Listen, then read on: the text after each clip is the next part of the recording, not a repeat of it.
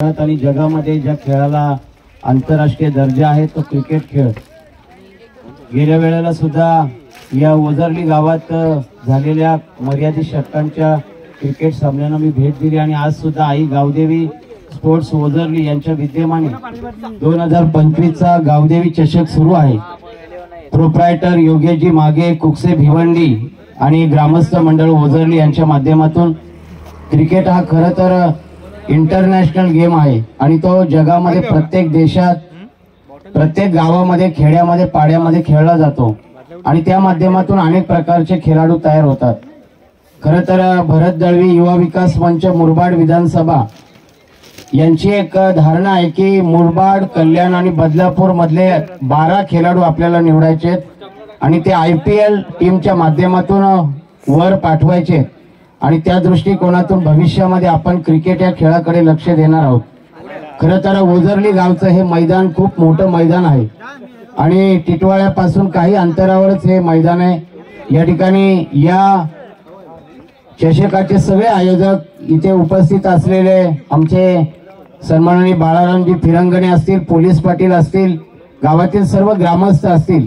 आपण एक प्रश्न सध्या हातात घेतला आहे तो म्हणजे राया आणि ओझरली गावात जे लाईटचे पोल आहेत आणि ज्या लाईन आहेत त्या खराब झालेल्या आहेत, जुन्या झालेल्या आहेत, त्या संदर्भात आपला पाठपुरावा सुरू आहे आणि पुढच्या आठवड्यामध्ये आपण स्वतः गावकऱ्यांच्या सह्या घेऊन खडवली फिडरला त्याचं निवेदन देणार आहोत।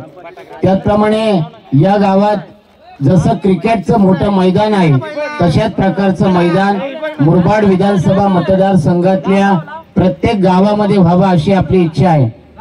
त्याची सुरुवात आपण ओझरली गावापासून करणार आहोत। माझी सगळ्या इथल्या कबड्डीचं मैदान तयार करा, तुमच्या गावात खो खोचं मैदान तयार करा, तुमच्या गावामध्ये इतर खेळांचं, कुस्तीचं मैदान तयार करा। त्याच्यासाठी जेवढा काही खर्च लागेल तेवढा खर्च आपल्या भरत दळवी युवा विकास मंच मुरबाड विधानसभा यांच्या माध्यमातून दिला जाईल। आता आपण डोंगर नावे गावात एक कुस्तीचा आखाडा तयार करणार आहोत आणि तशाच प्रकारचा आखाडा आपल्या ओझरली गावामध्ये व्हावा अशी माझी इच्छा आहे। लोक आपल्या गावात येतात, अभिवचन देतात, परंतु नंतर मात्र विसरून जातात।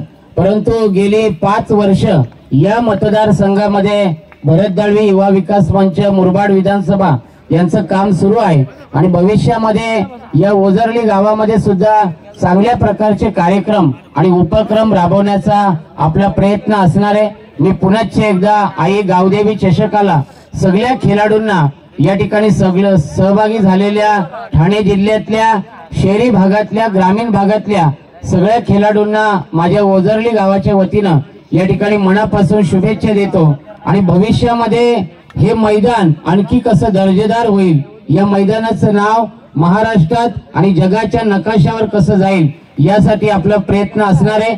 या मैदानाच्या डेव्हलपमेंटसाठी जो काही खर्च लागेल त्याचं पत्र आपण मला द्यावं।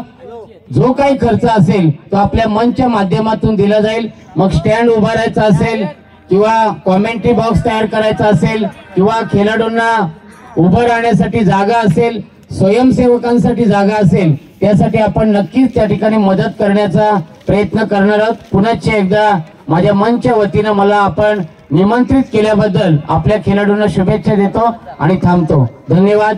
जय हिंद, जय महाराष्ट्र।